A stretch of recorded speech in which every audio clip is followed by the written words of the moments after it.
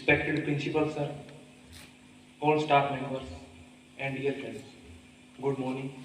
Good morning. मेरा नाम सुखदेव सिंह है, क्लास रोल नंबर 3542 है।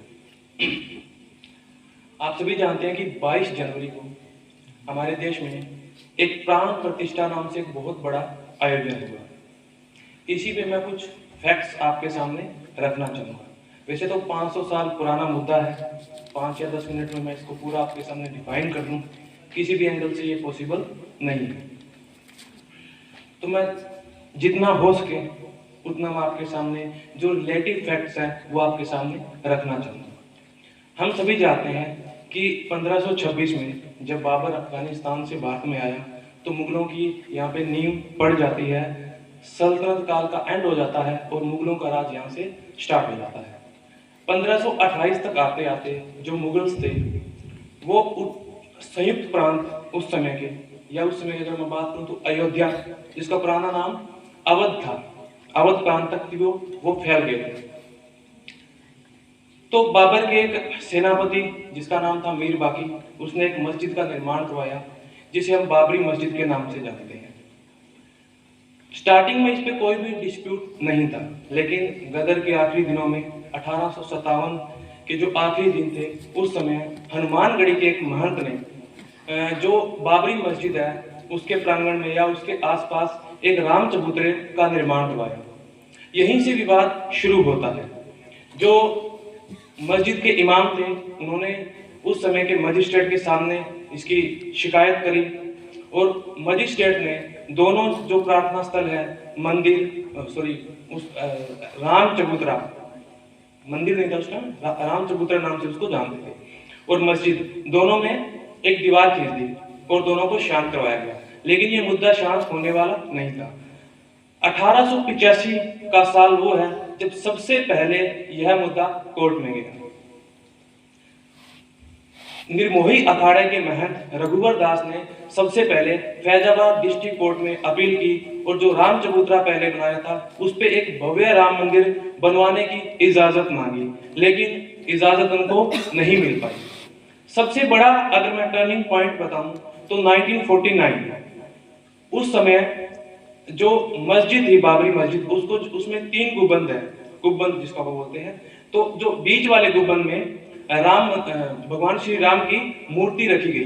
हालांकि दोनों पक्षों में ये डिबेट है। मुस्लिम पक्ष ये मानता है कि मूर्तियां रखी गई हैं, हिंदू पक्ष ये मानता है कि मूर्ति वहां पे प्रकट हुई है, लेकिन दोनों में डिस्प्यूट बढ़ता है। उस समय क्योंकि देश के सामने और भी बहुत सारी समस्याएं थी, भारत नया नया आजाद हुआ था, तो जो केंद्र की सरकार थी, पंडित जवाहरलाल नेहरू हमारे देश के प्रधानमंत्री थे, उनके सामने और भी बहुत सारी समस्याएं थी, तो उन्होंने इसको नजरअंदाज करना चाहा और 1950 में जो मस्जिद थी उस पर ताला लगा दिया गया। बाद में जो हिंदू पक्ष था उन्होंने लगातार मांग उठाई कि ये ताला खोला जाए और जो वहां पे एक भव्य राम मंदिर बनाने की इजाजत हमें मिलनी चाहिए, लेकिन नहीं मिल पाई। आगे वो 37 सालों तक वहीं पे वो ताला रहता है। इसी तरीके से एक मुख्य घटना 1990 में होती है जब बीजेपी के उस समय के मशहूर या आप कह लीजिए ख्याति प्राप्त नेता लाल कृष्ण आडवाणी एक रथ यात्रा निकालते हैं। रथ यात्रा स्टार्ट होती है सोमनाथ से और खत्म होनी थी उसको अयोध्या में। सोमनाथ जो कि गुजरात में है, वहां से यात्रा स्टार्ट होती है।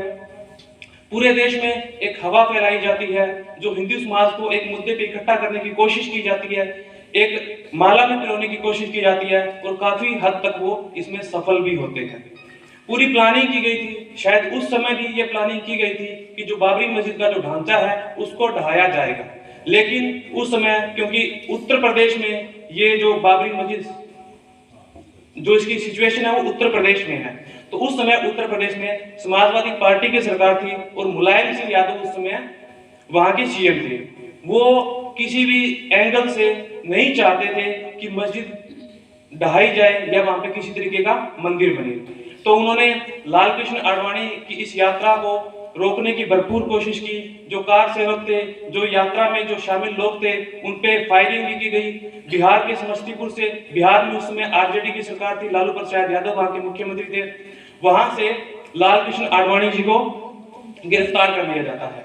लेकिन 2 साल बाद जो काम 1990 में नहीं हो पाया, 2 साल बाद जब उत्तर प्रदेश में सरकार बदलती है, मुलायम सिंह यादव की जगह कल्याण सिंह वहां के मुख्यमंत्री बनते हैं, वो काम पूरा होता है और जो बाबरी मस्जिद का ढांचा है वो ढहा दिया जाता है। बाद में लगातार बहसें होती गई। 2010 में इलाहाबाद हाई कोर्ट ने एक डिसीजन दिया।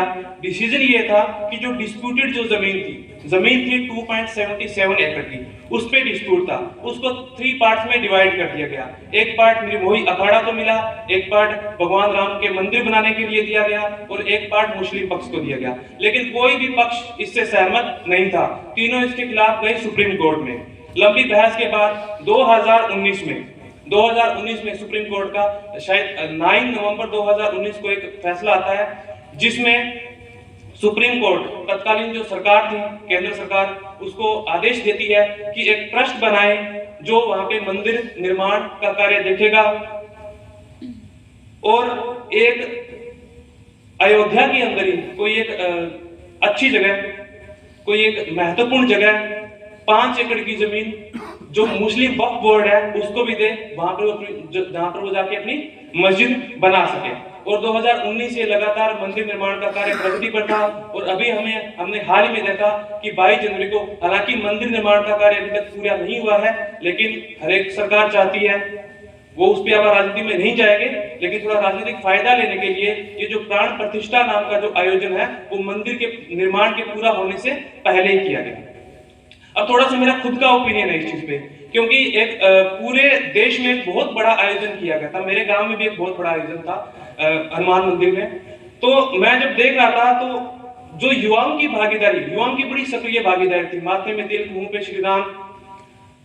आमतौर पे हम देखते हैं कि जो युवा है वो धार्मिक मुद्दों से अपने आप को अलग रखता है, लेकिन ये जो जब मैं देखता हूं कि ये जो पूरा प्रकरण हुआ इसमें युवाओं की बहुत अहम भागीदारी है, तो एक डर भी लगता है कि कहीं एक बहस ना छिड़ जाए पूरे देश में, कहीं हर एक मस्जिद पे, हर एक चर्च पे, हर एक गुरुद्वारे पे उंगलियां उठाने लग जाए, कहीं उसकी पवित्रता या अपवित्रता हम डिसाइड ना करने लग जाए।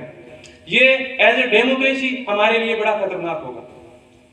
जो ऊर्जावान युवा 22 जनवरी को मुझे दिखे तो उनसे मेरी यही आग्रह है, मैं भी उन्हीं में आता हूं, तो हमारी ये नैतिक जिम्मेदारी बनती है कि हमारी जो ऊर्जा है हमें इस बात का भी ध्यान रखना चाहिए कि हमारे राजनेता हमारी ऊर्जा का शोषण ना करें। हमें इस बात का भी ध्यान रखना है। एक उदाहरण के साथ मैं अगर बात करूं तो 1940 का वो दशक था जब जर्मनी और जापान दोनों महाशक्तियां थी। दोनों के जो नागरिक थे वो ऊर्जावान युवा थे, बड़ी ऊर्जा थी उनमें, लेकिन वहां के नेताओं ने उनकी ऊर्जा का शोषण किया, गलत कार्यों में उनकी ऊर्जा को यूज किया गया और नतीजा हमारे सामने था। जब सेकंड वर्ल्ड वॉर होता है तो जर्मनी का विभाजन होता है और जापान को परमाणु जो विभीषिका है वो झेलनी पड़ती है और दोनों देश एज ए महाशक्ति वो डिक्लाइन कर जाते हैं।